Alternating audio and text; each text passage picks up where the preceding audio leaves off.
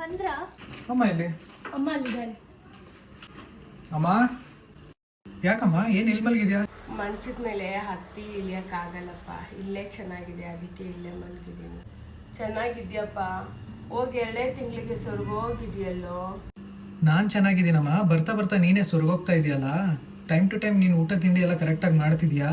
ನಾನು ಚೆನ್ನಾಗೇ ಇದ್ದೀನಪ್ಪ, ಚೆನ್ನಾಗಿ ನೋಡ್ಕೊಳ್ಳೋ ಸೊಸೆ ಇದ್ದಾಳೆ. ನನಗೇನು ಯೋಚನೆ ಇಲ್ಲ. ಟೈಮ್ ಕರೆಕ್ಟಾಗಿ ಊಟ ತಿಂಡಿ ಮಾತ್ರ ಎಲ್ಲ ತಗೊಬಂದು ಕೊಡ್ತಾಳೆ. ತಗೊಳ್ಳಿ ಅತ್ತೆ ಅಂತ. ನೀರು ತಗೊಂಡು ಅಯ್ಯೋ ಈ ಮುದುಕಿ ಏನೇನು ಹೇಳ್ಬಿಡುತ್ತೋ ನನ್ನ ಮೇಲೆ. ಮತ್ತೆ ಕಾಫಿ ತಗೊಳ್ಳಿ.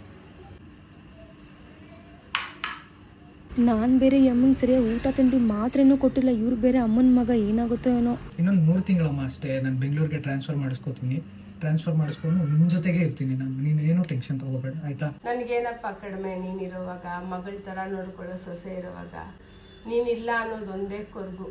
ನೀನು ಬಂದ್ಬಿಟ್ರೆ ನಂಗೆ ಅಷ್ಟೇ ಸಾಕು. ಅಯ್ಯೋ ನಮ್ಮತ್ತೆ ಎಷ್ಟು ಒಳ್ಳೆಯವರು. ನಾನು ಇಷ್ಟು ಕೆಟ್ಟಾಗಿ ನೋಡಿಕೊಂಡ್ರು. ಅವ್ರನ್ನ ನಮ್ಮ ಮಗಳ ಥರ ತಿಳ್ಕೊಂಡ್ರು. ನಾನು ಎಂಥ ದೊಡ್ಡ ತಪ್ಪು ಮಾಡಿದೆ.